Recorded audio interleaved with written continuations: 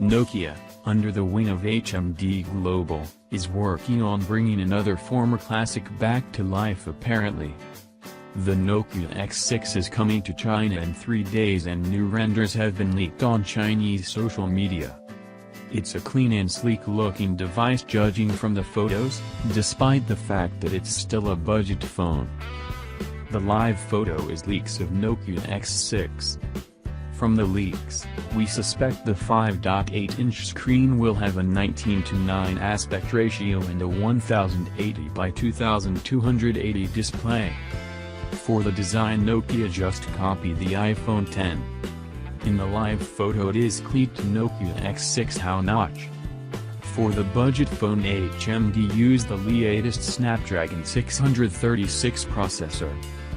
But the basic version supposedly runs on the MediaTek Helio P60 chipset, which is not good for the market of Nokia.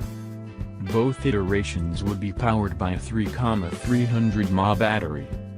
There are rumored to be options for 4GB or 6GB of RAM and 64GB or 128GB of storage.